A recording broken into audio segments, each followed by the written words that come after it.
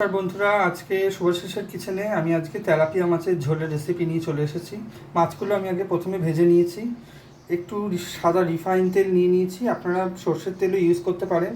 একটু ধনেপাতা, এই ডাঁটা, একটু পেঁপে, একটু কাঁচকলা, একটু ঝিঙে, একটু গাজর, টমেটো, 3টে কাঁচা লঙ্কা, ক্যাপসিকাম, এইগুলো আমি সব নিয়ে নিয়েছি।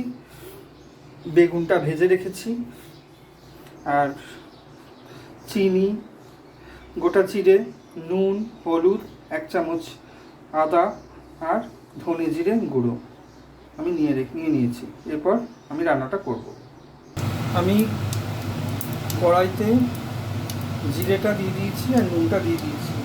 এরপর আমি ঝিঙেটা দিয়ে দেবো, আর গাজর, পেঁপে, ডাঁটা, এগুলো সব আমি আগে প্রেসারে সেদ্ধ করে নিয়েছি।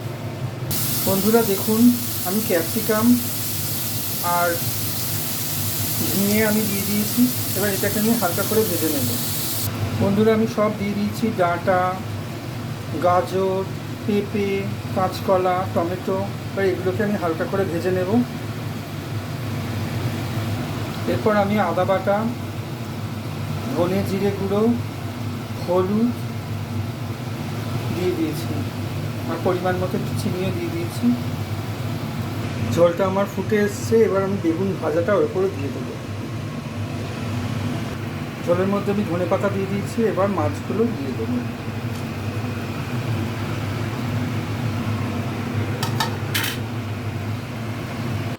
আমার মাছের ঝোল রেডি। আপনারা বাড়িতে ট্রাই করবেন, এভাবে করবেন। আরও নতুন নতুন রেসিপি পেতে আমার চ্যানেলটিকে সাবস্ক্রাইব করুন।